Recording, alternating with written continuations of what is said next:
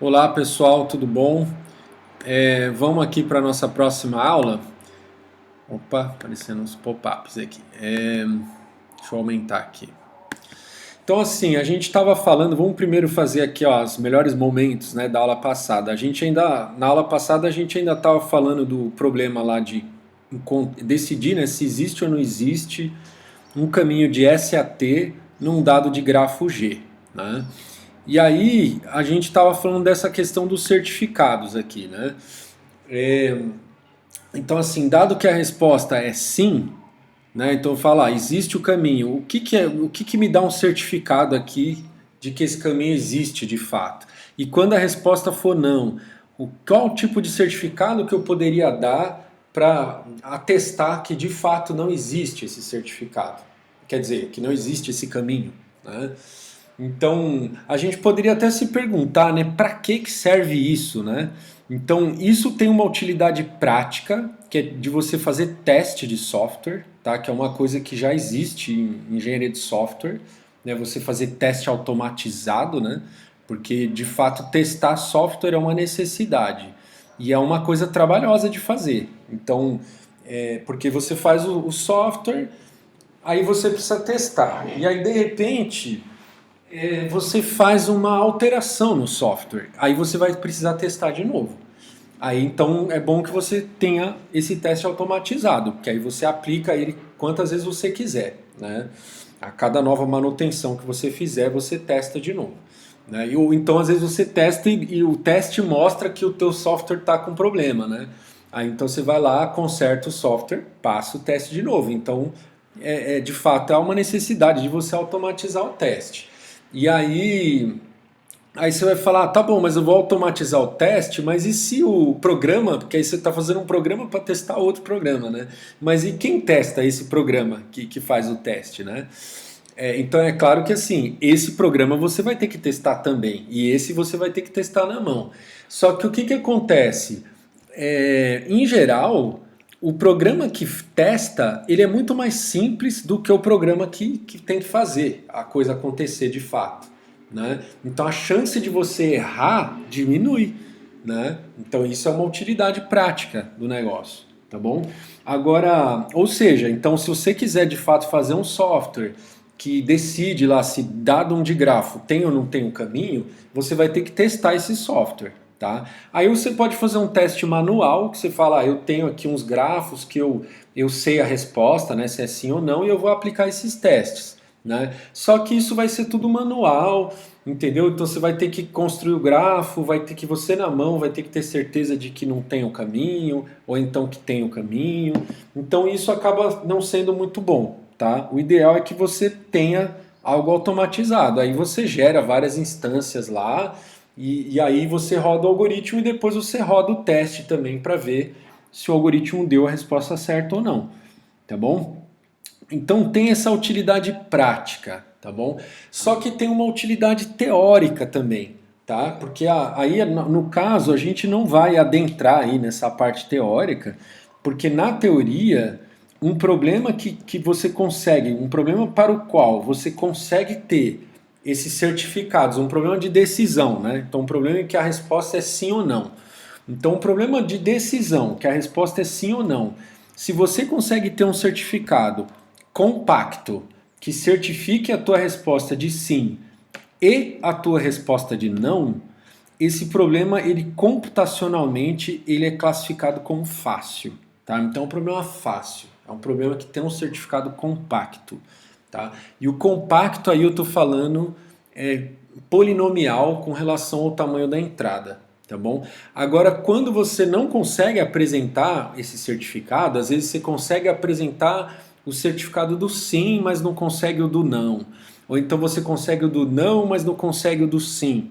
Tá? Quando não existe esse certificado compacto, aí o problema a gente vai classificar como difícil, tá? Que são aqueles problemas NP completos lá, tá bom? Então, problema NP completo ele não vai ter um certificado compacto para um dos dois casos. Se ele tem para o sim, ele não vai ter para o não. Se ele tem para o não, ele não vai ter para o sim, tá? Olhando isso aí na teoria, lá eles vão diferenciar isso como o caso que tem para o sim e não tem para o não é diferente do caso que tem para o não e não tem para o sim. Tipo, um vai ser NP completo, o outro vai ser co-NP completo. Enfim, mas dos dois jeitos, nesses dois casos, a gente está falando de problemas difíceis de resolver, tá bom? De problemas difíceis assim, que não vai ter algoritmo polinomial para resolver, tá? Ninguém consegue encontrar, ninguém até hoje, né, conseguiu encontrar algoritmo que rode num tempo polinomial no tamanho da entrada para resolver um problema NP completo, tá bom? Então existe toda uma teoria de complexidade aí e tal. Então essa coisa dos certificados tem um interesse teórico aí, tá bom? Então quem gosta mais dessa parte aí teórica, já fica aí uma propaganda aí para depois vocês irem atrás aí se aprofundarem nesses assuntos. Tá bom? Mas então vamos voltar aqui para a nossa aula aqui, né? Então a gente tinha falado aí na aula passada desses certificados. Aí a gente tinha falado que para o certificado da inexistência, né, que é no caso que o nosso algoritmo vai responder não, qual que é esse certificado? Então um certificado possível, né, seria exibir, né, um ST-corte em que todo arco no corte tem ponta inicial em T e ponta final em S. Né? Lembrando que o Szinho está no Szão, o Tzinho está no Tzão, e aí tem um ST-corte em que todo arco do corte tem ponta inicial no T e ponta final no S. Ou seja, eu não tenho como sair do S e ir para o T, porque todos os arcos estão na contramão. Né? Então, mostrando na figura aqui, fica mais fácil de entender. Né? Então, no caso, se eu quiser sair de qualquer vértice que está aqui no T e ir para qualquer vértice que está no S, é ao contrário. Né? Se eu quiser sair de qualquer vértice que está no S e chegar em algum vértice que está no T, eu não vou conseguir, porque os arcos desse corte aqui estão todos na contramão. Tá bom? Então, em particular, eu não vou conseguir ir do 2 para o 3, porque o 2 está no S e o 3 está no T.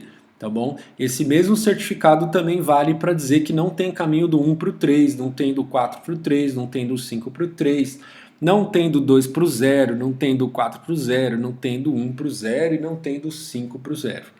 Tá bom? Então esse corte aqui ele serve como um certificado aí de que não há todos esses caminhos aí que eu falei. Beleza, e aí quando existe o caminho, qual que pode ser um possível certificado de existência do caminho? Aí a gente falou lá da arborescência, né? Então no caso desse digrafo aqui, ó, com essa arborescência com raiz em 0, eu estou mostrando aqui que dá para eu alcançar todos esses vértices aqui a partir do 0, né? Então, porque na arborescência tem um caminho. Lembra que a arborescência, ela é todo vértice aqui ele tá assim da raiz, né? Vai saindo, os arcos vão saindo da raiz, né? Então na raiz da arborescência não entra nenhum arco, tá? Isso eu não estou falando no grafo original, tá? No grafo original poderia ter um arco entrando no 0, mas quando a gente remove os arcos que não estão na arborescência, né?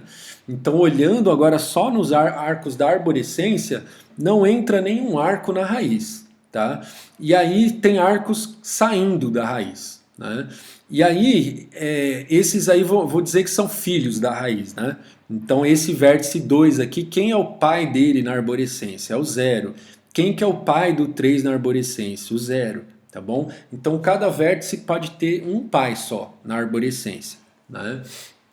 Aí tá bom, aí depois, saindo do 2, então eu tenho um pai só, então eu só tenho um arco entrando no 2, e aí eu posso ter 0 ou mais arcos saindo do 2, então nesse caso tem 2 arcos saindo do 2, portanto o 2 é pai do 1 e é pai do 4. E assim por diante. Né? Então, se eu mostrando essa arborescência aqui, o que eu estou te mostrando? Eu estou te mostrando que existe caminho do 0 para o 2, do 0 para o 1, do 0 para o 4, do 0 para o 5 e do 0 para o 3. Tá bom? É claro que também vai. Daqui também dá para ver que tem caminho do 2 para o 5, né? E por aí vai.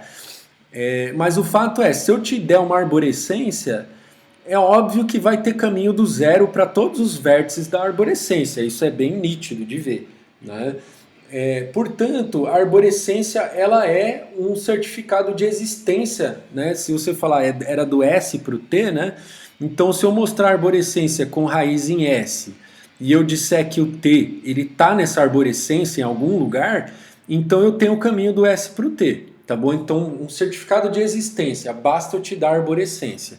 Então, é difícil, se você falar para mim assim, tal grafo, me encontra um caminho de S a T, é muito mais difícil do que eu chegar e falar para você aqui, ó, tal arborescência, em que a raiz é S e o T está em algum lugar dessa arborescência. Tá bom, encontra o caminho de S a T para mim.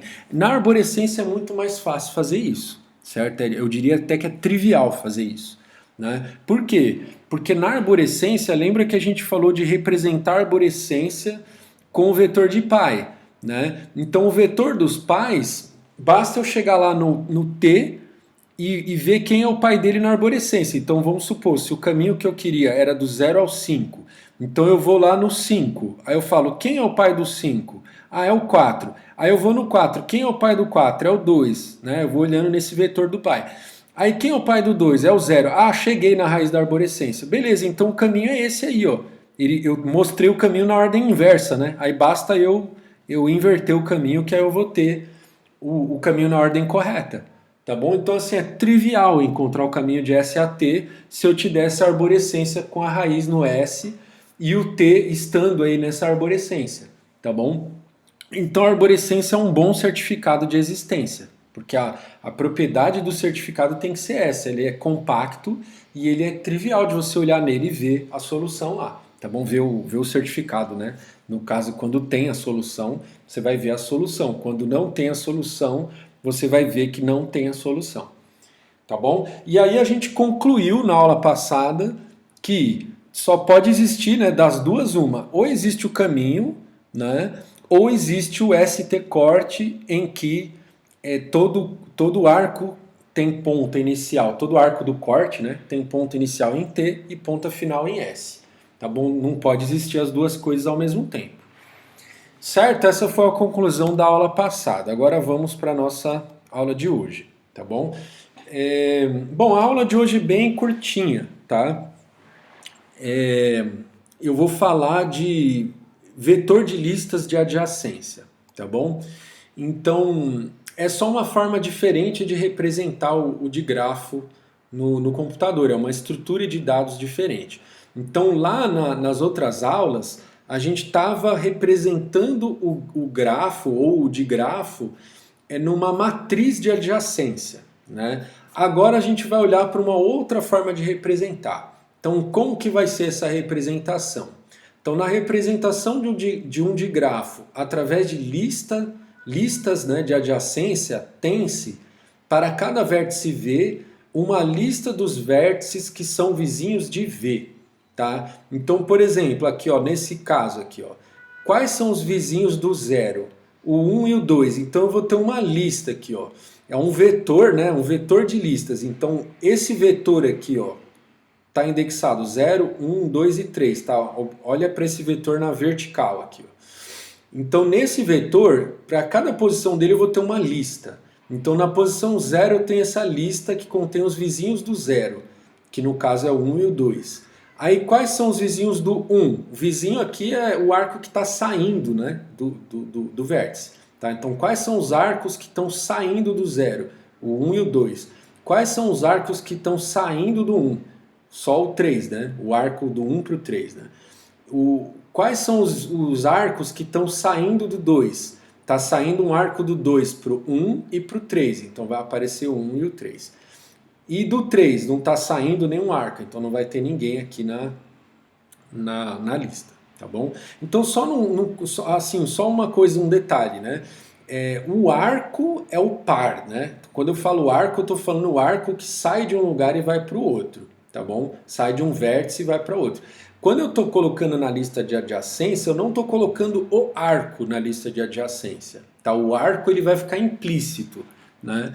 Porque o arco ele vai estar saindo do 0 e aqui vai estar o vértice de destino do arco, tá bom? Então a lista ela vai ter uma lista de vértices, tá? E aí essa lista ela está representando os arcos que saem do zero e vão para esses vértices que estão nessa lista.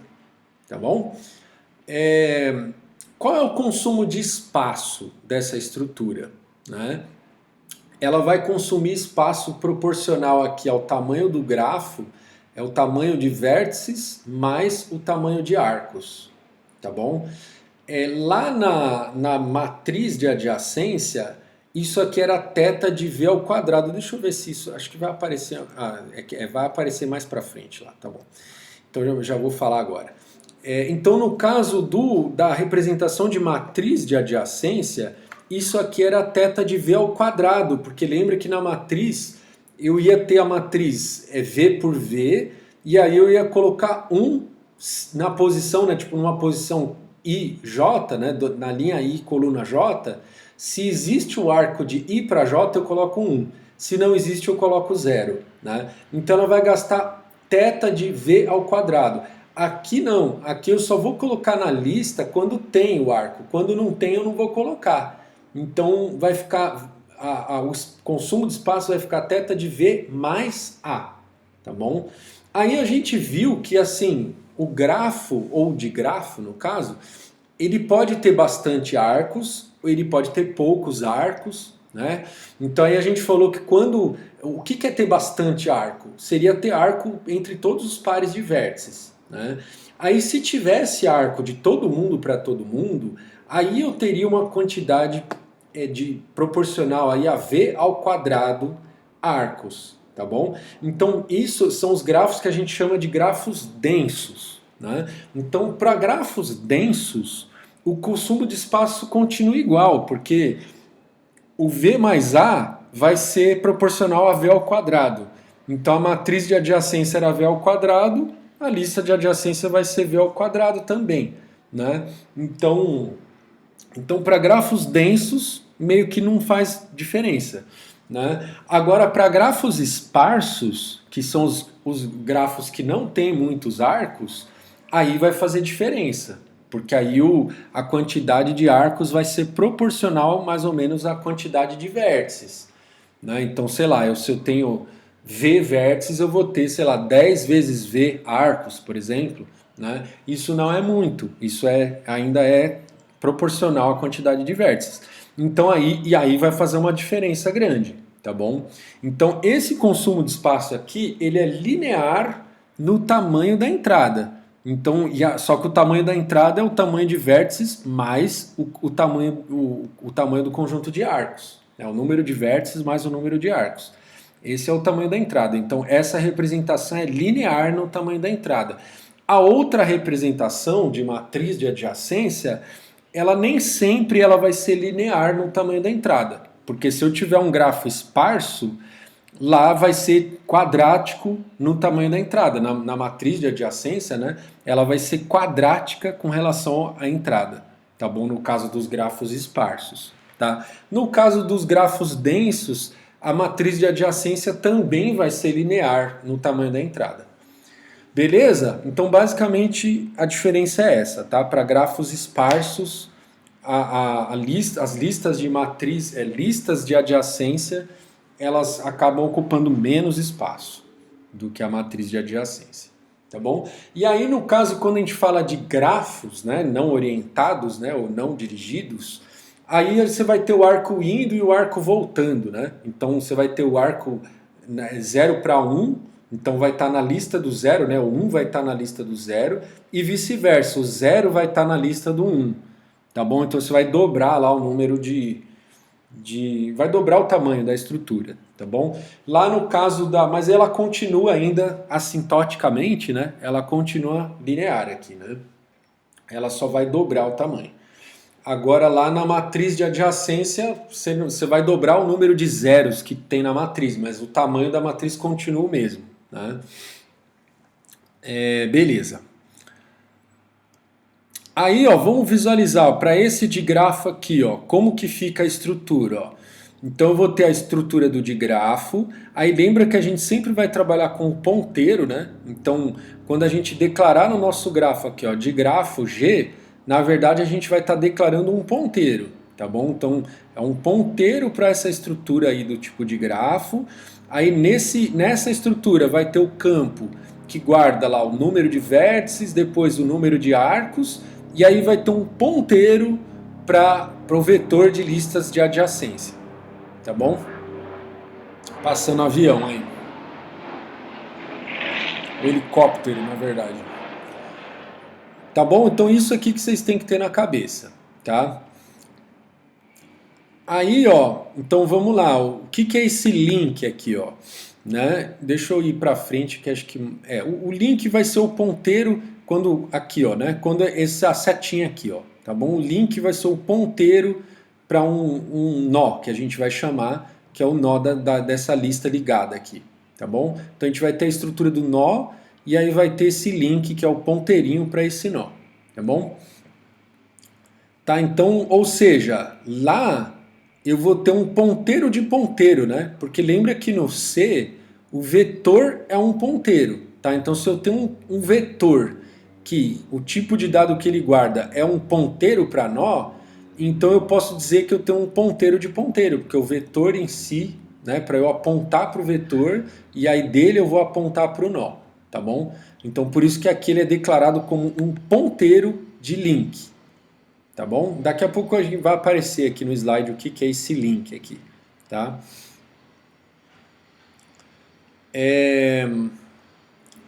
Tá bom, então a estrutura lá, quando a gente fala de grafo com D maiúsculo, vai ser o ponteiro do de grafo com D minúsculo, que é essa estrutura aqui, tá bom? Então de grafo com D maiúsculo é esse roxinho aqui. De grafo com D minúsculo é essa estrutura aqui, ó. Tá bom? E aí então o digrafo maiúsculo é o ponteiro para essa estrutura aqui. Beleza. A estrutura nó, né? Então a estrutura nó, o que ela guarda? Ela guarda um vértice e o link para o próximo nó, tá bom? E aí a gente tem esse type def aqui que fala que link é justamente o ponteiro para essa estrutura nó aí, tá bom? Então, quando eu falo link, eu estou falando ponteiro para esse nó aqui, tá bom? Então é o que guarda esse carinha aqui, ó, tá bom? Então node é esse carinha aqui, link é essa setinha aqui. Agora vamos para essa função new aí com tudo maiúsculo, né? Bom, o new é um construtor, né? Quando eu dou o construtor, e é o construtor do quê, né? É o construtor do nó, né? Então eu dou malloc lá no nó, e aí eu guardo qual é o vértice que está no nó e eu guardo quem é o próximo, né? Quem é a setinha lá, para estar apontando para quem o próximo, tá bom? Então para chamar esse new aqui eu tenho que passar para ele quem é o vértice e quem é o ponteiro do próximo, tá bom? Aí eu aloco e guardo isso lá dentro, tá bom? Então é como se eu quisesse alocar essa caixinha aqui, né? Então você me dá quem é o 2, me dá quem é esse ponteiro, eu aloco a caixinha, guardo o 2 aqui para você e guardo a setinha também nessa caixinha aí. Beleza? Bom, e aí quando a gente falar de grafo, né, que é o grafo é o digrafo simétrico, né? Então todo arco que vai ter um arco que volta correspondente, né?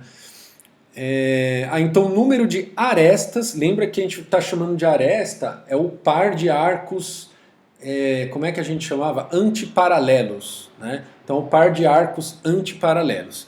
Então eu vou pegar o número de arcos e vou dividir por 2. Esse seria o número de arestas do grafo, tá bom? Como que a gente inicializa o digrafo, né? Lembra que lá no caso, quando a gente estava representando com matriz de adjacência, a gente recebia lá o número de vértices, a gente alocava a matriz e aí a gente colocava 0 em todas as posições da matriz, né? Então no começo o grafo só tinha os vértices e não tinha nenhum arco, né? Agora a gente vai fazer a mesma coisa, só que com a nossa representação aqui das listas de adjacência. Então o que a gente tem que fazer? Aloca lá o digrafo, coloca o número de vértices, fala que por enquanto ainda não tem nenhum arco no digrafo, aloca aquele vetor, tá? Que é um vetor que ele vai ter quantas posições vai ter esse vetor? V posições, né, que é o número de vértices, e cada uma dessas posições guarda um ponteiro de nó. Então é size of link vezes V, né? Vai ser essa lista de adjacência. Aí, para cada uma das posições da lista, para cada uma das listas, né, de adjacência, ela tem que apontar para a cabeça da lista, né? E como essas listas estão todas vazias no começo, então a cabeça da lista vai ser nulo, né? Então eu aponto todo mundo para nulo. Beleza? Então essa aí é a inicialização do digrafo agora, né?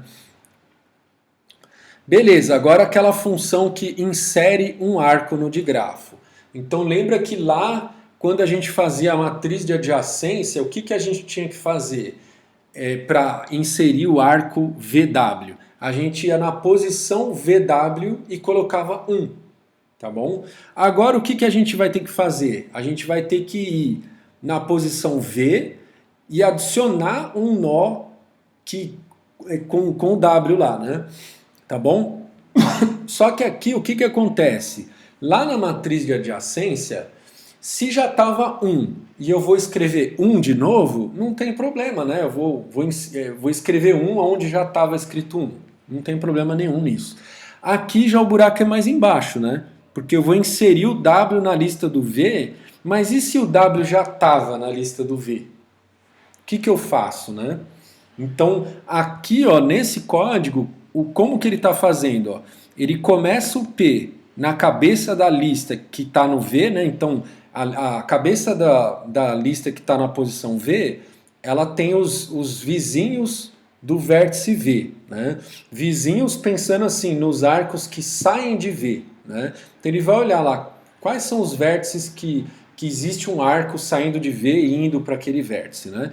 Então ele começa aqui da cabeça, né? Aí ele fala, bom, enquanto P for diferente de nulo, P é igual a P next. Então ele vai navegando nessa lista, né? Aí ele vai verificando se esse elemento é o W lá que você quer inserir. Se você encontrar esse W na lista, aí você não insere ele de novo, você já dá um return aqui, tá bom? Então, por exemplo, se eu tivesse aqui, ó, nessa lista aqui, ó. Aí eu falo, eu quero inserir o arco 3, 5. Então o que ele vai fazer? Ele vai na posição 3, aí ele começa aqui, P é igual, aí ele vai pegar esse nó aqui. Aí ele vai falar, bom, o que está nesse nó aqui é o 5? Não. Tá bom, vai para o próximo. O que está nesse nó é o 5? Então para, não faz nada, porque o arco 3, 5 já foi inserido. Tá bom? Aí se ele quisesse inserir o arco 3, 1... Aí ele ia vir aqui na posição 3, aí ele ia falar, esse cara aqui é o 1? Não. Esse cara aqui é o 1? Não. Agora acabou a lista. Então agora sim eu vou inserir o 1.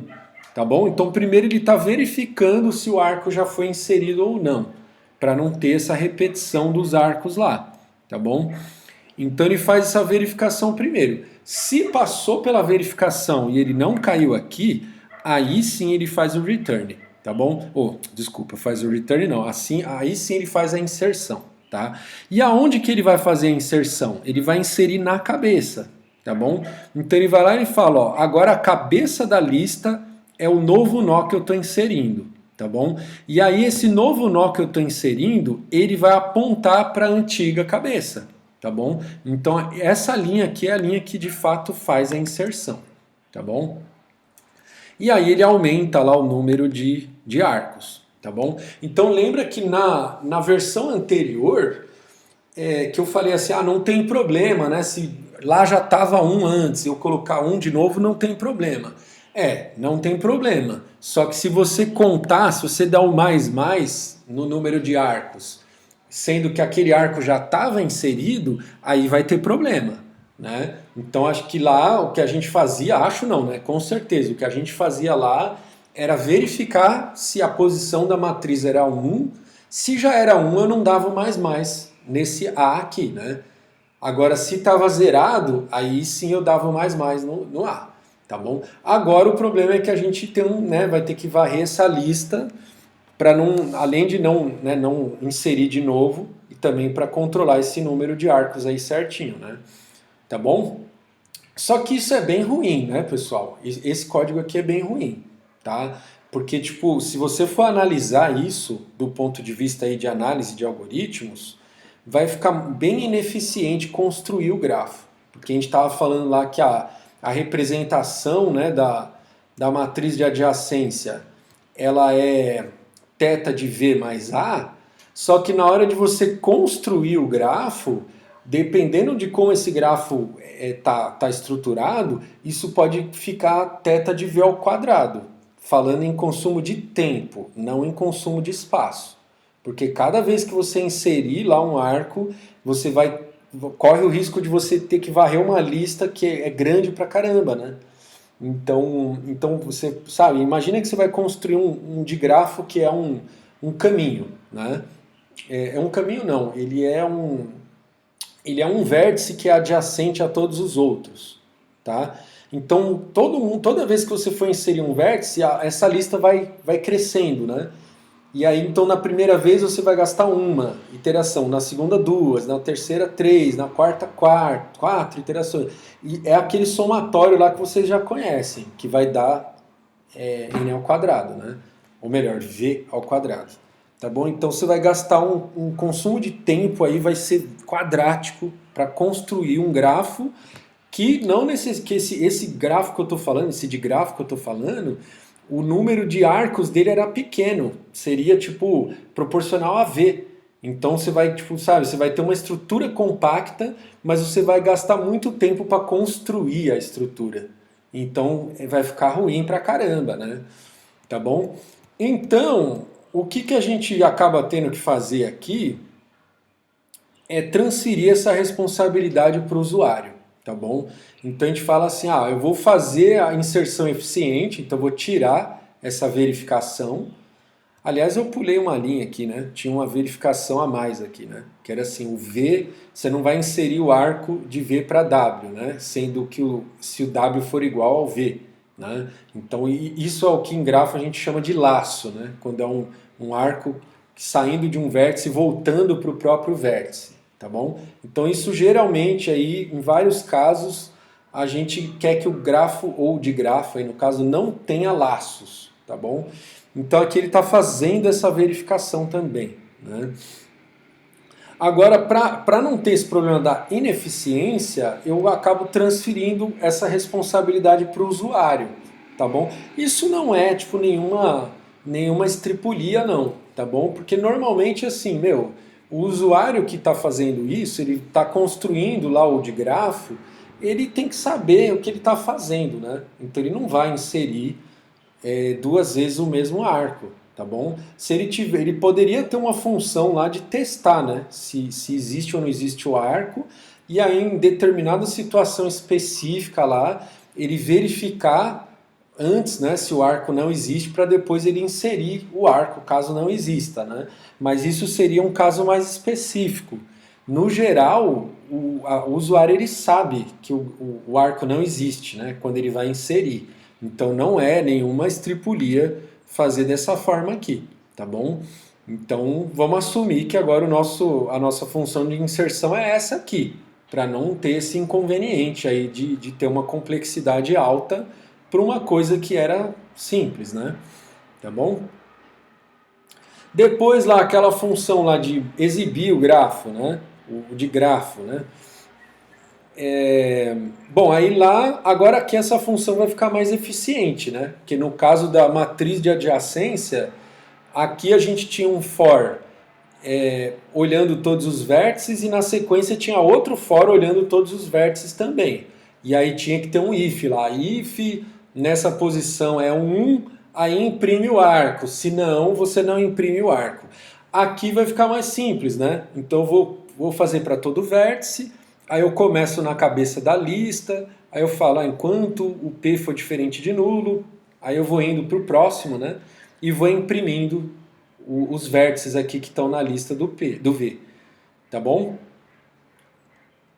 E aí isso aqui vai ficar complexidade de tempo θ de V mais A. Então, ou seja, aqui ó, já é o primeiro algoritmo em que está se refletindo aqui ó, a complexidade de espaço está influenciando na complexidade do tempo, tá bom? Ou seja, quando a gente troca a matriz de adjacência por uma lista, pelas listas de adjacência, a gente não está ganhando só espaço, a gente vai ganhar tempo também em alguns algoritmos, tá bom? Em alguns algoritmos pode ser que a gente vá perder no tempo, tá bom? Né? Por exemplo, se eu precisar verificar, né, se eu falar para você, escreve para mim um algoritmo que verifica se existe um arco de V para W. Na matriz de adjacência é só olhar na posição VW. Isso aí é θ de 1, é constante. Em tempo constante eu faço isso. Agora, nas listas de adjacência, isso aí não vai ser mais constante. Eu vou ter que ir na posição V e procurar o W na lista do V. Então vai ter complexidade linear. Então eu vou sair perdendo. Se eu trocar, né, a matriz de adjacência por listas de adjacência, nesse caso que eu falei, eu sairia perdendo. Né? No caso em que eu tenho que decidir assim, você me dá um par de vértices e eu tenho que saber se existe ou não existe um arco de V para W. Né? Então aí eu sairia perdendo nesse caso. Tá bom? Agora, no caso aqui dessa função show, eu estou saindo ganhando quando eu troco a matriz de adjacência pelas listas de adjacência. Eu estou saindo ganhando. Tá? Antes eu ia ter um algoritmo quadrático. Agora eu vou ter um algoritmo V mais A. Então, se o grafo for denso, vai dar na mesma. Se o grafo for esparso, aí o meu algoritmo vai ficar mais eficiente. Tá bom? Então isso aí é uma coisa importante que vocês vão ter que ter em mente. Tá bom? Porque toda vez que você for fazer um algoritmo para grafos ou para digrafos, né, você vai ter que pensar nisso. Você vai falar, no meu algoritmo, o que vai ficar mais eficiente? Matriz de adjacência ou listas de adjacência? Aí você vai falar em termos de tempo, né? O que vai ficar mais eficiente? Isso ou aquilo, né? E em termos de espaço, né? O meu grafo, na minha aplicação, o meu de grafo lá vai ser esparso ou vai ser denso? O que vai, né, ser melhor, então, em consumo de espaço? Né? Então, provavelmente, quando é grafo denso, aí você vai trabalhar com matriz de adjacência, porque meio que tanto faz uma coisa ou outra, e no geral a matriz de adjacência é mais fácil de trabalhar. Agora, quando é grafo esparso, aí você vai olhar caso a caso, porque em alguns casos, mesmo o grafo sendo esparso, dependendo do algoritmo que você vai rodar, pode ser que você queira a matriz de adjacência, tá bom? Aí vai ter que olhar caso a caso, tá bom? Porque o fato também é que assim, uma vez que para você construir a matriz de adjacência, você já gasta também tempo quadrático, né? Então, sabe, ou seja, sair da matriz de adjacência, desculpa, se você estava com um grafo esparso e aí você vai representar, só para representar esse grafo na matriz de adjacência, você já vai gastar, não só gastar tempo quadrático, mas espaço quadrático também. Porque só para você inicializar o grafo lá, você já vai gastar tempo quadrático. Tá bom? Enfim, então todas as coisas que você vai ter que olhar aí quando você for escolher a estrutura que você vai usar. Tá bom? Conclusão, então. É uma coisa que eu já falei aqui, né? Do consumo de tempo. Que mais aqui? Tá, quando for falar de grafos e não de digrafos, aí lembra que você vai ter que, né? Se você quer inserir uma aresta VW, então você vai ter que inserir o arco de V para W e o arco do W para o V, tá bom? E aqui um exercício, né? Escreva aí a função remove aresta E, tá bom? Não vou dar nem dica aqui, que esse aqui é fácil, hein? Tá bom, pessoal? Então era isso, tá bom? Essa aulinha bem curtinha sobre listas de adjacência, tá bom? Abraços aí. Tchau, tchau.